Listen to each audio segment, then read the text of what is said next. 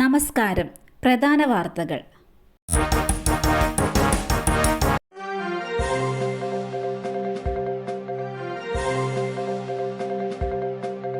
Civil service പരീക്ഷാഫലം പ്രഖ്യാപിച്ചു. ശക്തി ദുബൈക്ക് 1 rank. ആദ്യ 50-ൽ 4 മലയാളികൾ. സിവിൽ സർവീസ് 2024 പരീക്ഷാഫലം പ്രഖ്യാപിച്ചു.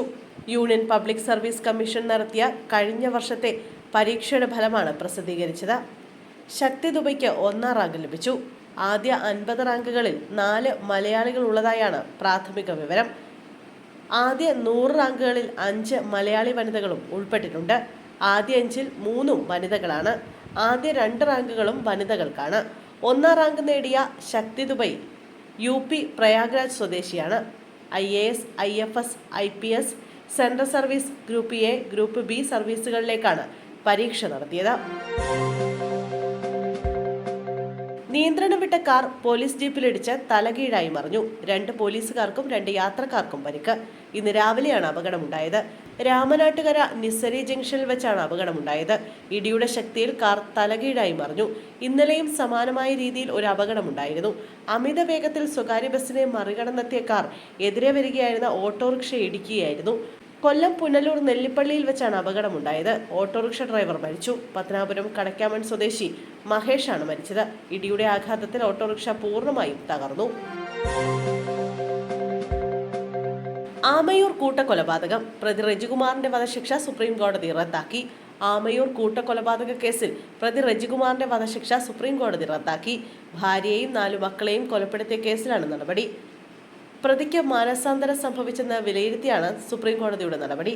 2008 ജൂലൈ മാസത്തിലായിരുന്നു കൊലപാതകങ്ങൾ നടന്നത്. ഭാര്യ ലിസി, മക്കളായ അമലു, അമന്യ എന്നിവരെ റജികുമാർ കൊലപ്പെടുത്തിയെന്നാണ് കേസ്. കൊലപാതകത്തിന് മുമ്പ് മൂത്ത മകളെ റജികുമാർ ലൈംഗികമായി പീഡിപ്പിച്ചിരുന്നുവെന്നും പോലീസ് കണ്ടെത്തിയിരുന്നു. 2009-ലാണ് റജികുമാറിന് പാലക്കാട് പ്രിൻസിപ്പൽ സെഷൻസ് കോടതി വധശിക്ഷ വിധിച്ചത്. 2014-ൽ ഹൈക്കോടതി കീഴ്ക്കോടതി വിധി ശരിവെക്കുകയും ചെയ്തു.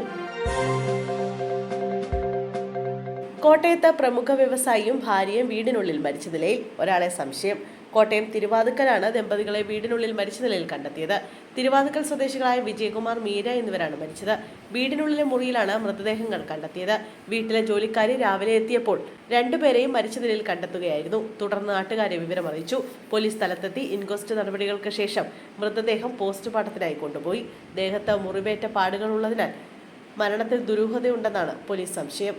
നഗരത്തിൽ പ്രവർത്തിക്കുന്ന ഇന്ദ്രപ്രസ്ഥ എന്ന ഓഡിറ്റോറിയവും മറ്റ് ബിസിനസ് സ്ഥാപനങ്ങളുടെ ഉടമയായ പ്രമുഖ വ്യവസായിയാണ് മരിച്ച വിജയകുമാർ. രാജീവ് ചന്ദ്രശേഖറിനെതിരെ പരാതി നൽകി കോൺഗ്രസ് നേതാവ്.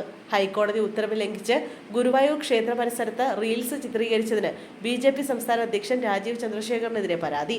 കോൺഗ്രസ് നേതാവ് VR അനൂപാണ് ഗുരുവായൂർ ടെമ്പിൾ പോലീസിൽ പരാതി നൽകിയത്. ഗുരുവായൂർ ക്ഷേത്രത്തിൽ ദൃശ്യങ്ങൾ ചിത്രീകരിക്കാൻ നിയന്ത്രണമുള്ള മേഖലയിൽ നിന്നുള്ള രാജീവ് ചന്ദ്രശേഖറിന്റെ റീലാണ് വിവാദമാകുന്നത്.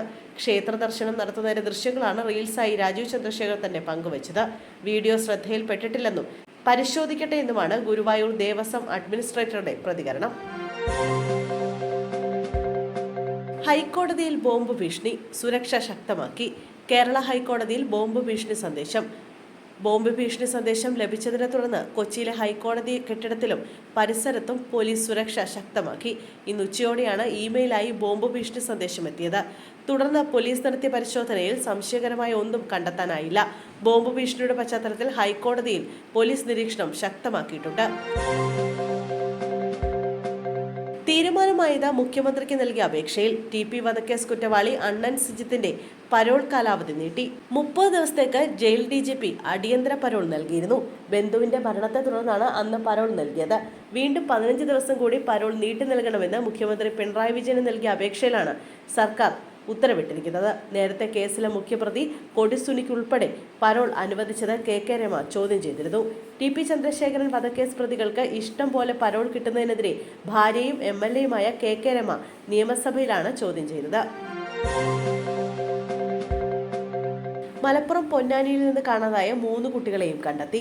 കർണാടകയിലെ കാർവാറിൽ നിന്നാണ് കുട്ടികളെ കണ്ടെത്തിയത്.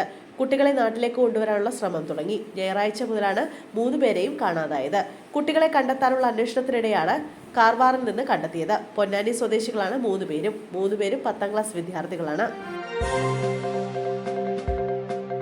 വിനോദസഞ്ചാരികൾക്ക് നേരെ ഭീകരാക്രമണം, 27 പേർ കൊല്ലപ്പെട്ടതായി വിവരം.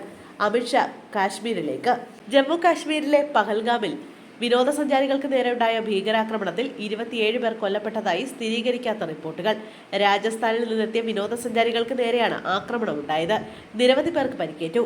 ഭീകരാക്രമണത്തിന്റെ പശ്ചാത്തലത്തിൽ പ്രധാനമന്ത്രി നരേന്ദ്രമോദി ആഭ്യന്തരമന്ത്രി അമിത്ഷായുമായി ഫോണിൽ ചർച്ച നടത്തി. ഉചിതമായ എല്ലാ നടപടികളും സ്വീകരിക്കണമെന്നും ഭീകരാക്രമണം നടന്ന സ്ഥലം സന്ദർശിക്കണമെന്നും പ്രധാനമന്ത്രി ആവശ്യപ്പെട്ടു. അമിത്ഷാ കാശ്മീരിലേക്ക് പുറപ്പെട്ടിട്ടുണ്ട്. യൂത്ത് കോൺഗ്രസ് സംസ്ഥാന ഉപാധ്യക്ഷന്റെ വീട്ടിൽ റെയ്ഡ്. കൊല്ലത്ത് യൂത്ത് കോൺഗ്രസ് സംസ്ഥാന നേതാവിന്റെ വീട്ടിൽ GST റെയ്ഡ്. യൂത്ത് കോൺഗ്രസ് സംസ്ഥാന വൈസ് പ്രസിഡന്റ് അനൂപ് താജിന്റെ വീട്ടിലാണ് പരിശോധന. സംസ്ഥാന GST വിഭാഗമാണ് പരിശോധന നടത്തുന്നത്. പോലീസിന്റെ സഹായത്തോടെയാണ് പരിശോധന. രാവിലെ 10 മണിയോടെയാണ് ഉദ്യോഗസ്ഥർ അനൂപ് താജിന്റെ വീട്ടിലെത്തിയത്.